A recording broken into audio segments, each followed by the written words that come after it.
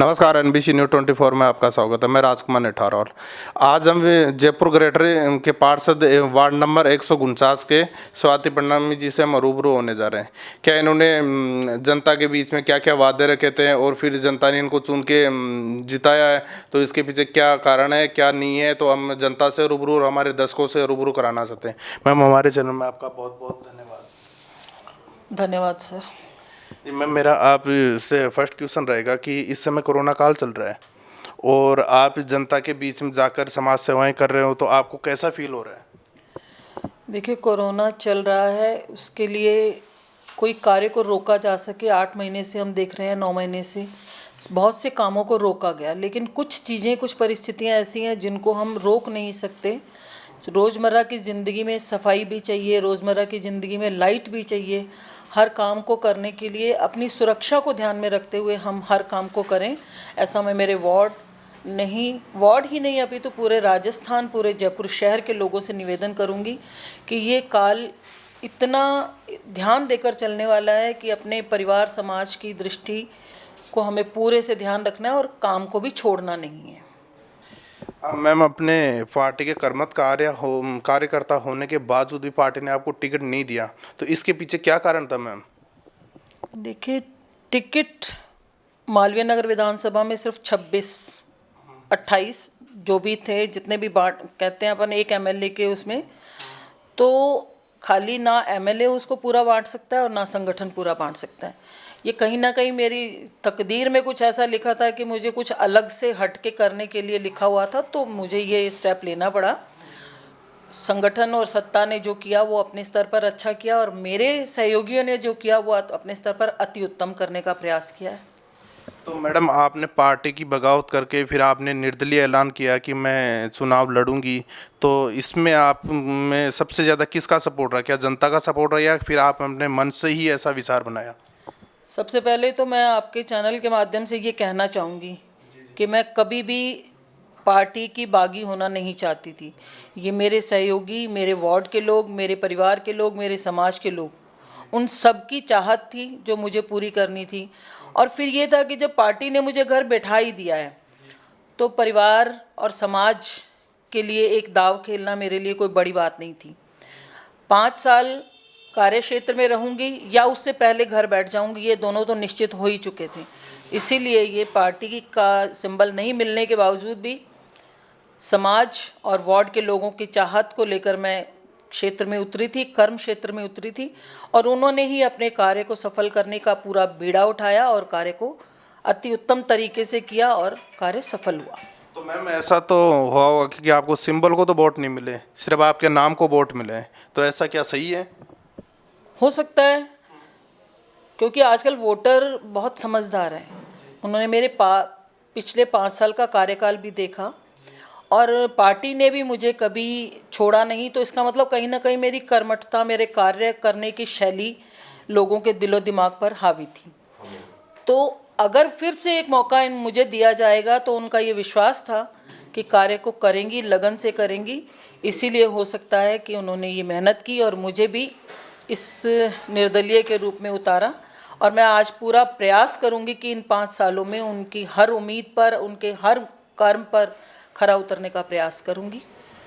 तो मैम, आप कुछ जिस समय आपको पार्टी ने टिकट नहीं दिया होगा, और हो सकता है कि उस समय किसी अदर पार्टियों का भी आपके पास ऑफर आया होगा टिकट के लिए, तो कुछ ऐसा हुआ है आप? ये होता ही है सर, जो अच्छा कार्यकर्ता होता है उसको सब तरफ से जोड़ने का प्रयास हर पार्टी करती है।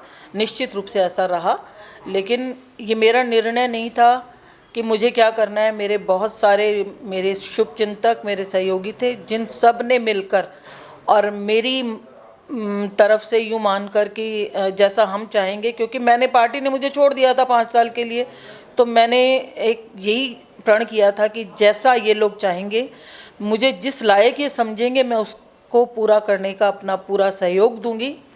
और ये ऐसा हुआ और हम सब उसके लिए जिम्मेदार हैं और आने वाले सारे कार्यों को अच्छे तरीके से करूंगी। ये भूल जाऊंगी कि हम निर्दलीय थे या जो भी थे, अपने कार्य क्षेत्र को अपना कर्म क्षेत्र मानना। अभी आपको ऐसा कुछ है क्या आपके दिमाग में या अपने वार्डवासियों की तरफ से कि आप बीजेपी पार्टी ज्वाइन कर लो, तो क्या मानस है इसके प्रति आपका? ये समय बताएगा सर। समय समय का इंतजार करेंगे।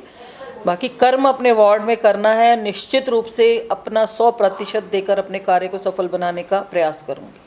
तो आपने मैडम जब इलेक्शन लड़ रहे थे, आप निर्दलीय रह के आप जनता के बीच में गए, जनता से आपने वादे किए कि मैं आपके लिए विकास कार्यों की ये व्यवस्था करवा दूंगी, या कोई पानी की, बिजली की या कचरे की, तो कैसा आप किस तरीके से विकास कार्य की आप मुझे कुछ भी कहने की ज़रूरत नहीं पड़ी। मेरे 20 साल के कार्यकाल से वो लोग इतने संतुष्ट थे, पर कभी मैं दायित्व में रही या नहीं रही, मेरे से जो बन पाया, मेरी प्रेरणा वही लोग हैं, मेरी ताकत मेरे समाज के लोग हैं, मेरी ताकत मेरा परिवार है, मेरी ताकत मेरे वार्ड के लोग हैं। और जहाँ ताकत एक हो जाती है तो वहाँ कोई भी कार्य असंभव नहीं होता। नहीं, काम करने का, जैसे विकास कार्य का जो काम करने का आपका सबसे फर्स्ट तरीका क्या होगा, किस तरीके से आप काम करोगे? मानता हूँ कि ताकत है और जनता की ताकत की वजह से आप जीत के आए हो, बट आपके काम करने का तरीका क्या होगा? देखिए, म्यूनिसिपल कार्यों में सबसे पहले सफाई, सीवरेज, लाइट, ये व्यवस्थाएं, और इन व्यवस्थाओं को करने के लिए बहुत जोर लगाने की ज़रूरत नहीं है, क्योंकि कुछ तो मेरा वार्ड मैं 20 साल से देख रही हूँ। जब हम थे तब हमने सीवरेज का काम भी उस समय करवाया। अब जो चीज़ें थी, जो कमी थी, वो हमने तब भी शुरू की। और ये जो रोज़मर्रा के काम है, सफाई को लेकर अपन जो सोचें या लाइट को लेकर, तो ये सहयोगी मेरे जो कर्मचारी हैं या मेरे जो यूँ कहें म्यूनिसिपल कॉरपोरेट निगम में जितने भी अधिकारी लोग हैं, बहुत से लोग विचार और व्यवहार से परिचित हैं। और मुझे पूर्ण विश्वास है कि मेरे इस कार्य को सफल बनाने में उन्हें कोई मतलब नहीं है कि मैं किस पार्टी से हूँ या मैं किस साइड से हूँ।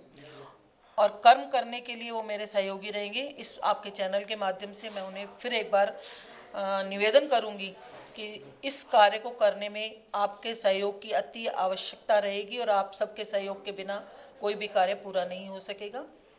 ऐसा ही कहना चाहिए। तो मैम, आप अभी जीत के भी आगे, चुने भी गए हो, और हमारे दर्शकों और आपके वार्ड की जनताओं को आप क्या संदेश देना चाहते हो हमारे चैनल के माध्यम से? हमारे वार्ड के लोगों को मैं, जहाँ तक मैं सोचती हूँ कि आने के बाद लगभग बहुत सारे लोगों से मिल चुकी हूँ, रूबरू होकर। मुझे कोई औपचारिकता की ज़रूरत नहीं। मेरा परिवार है, मेरा घर है, एक एक वार्ड का पर्सन मेरी व्यक्तिगत कार्यशैली को भी जानता है, मेरे स्वभाव को भी जानता है। तो मुझे ये सारा उन सब की मेहनत का परिणाम है, ये प्रतिफल उनके लिए है। मुझे कोई बधाई या मुझे कोई अलग से किसी चीज़ की आवश्यकता नहीं है। हर कार्यकर्ता, हर सदस्य उसका उतना ही भागीदार है जितना मैं इस विजय में भागीदार हूँ। वो सभी इस विजय में भागीदार हैं। तो आपने जो जनता से वादे किए, लगभग उन पे वादों पे आप खरे उतरोगे? बिल्कुल करेंगे सर, बिल्कुल करेंगे, निश्चित रूप से करेंगे, और उनके सहयोग से करेंगे। जो चीज़ सरकार नहीं कर पाएगी, हम उस कार्यों को भी अपने स्वयं की सहयोग से उसको पूरा करने का प्रयास करेंगे।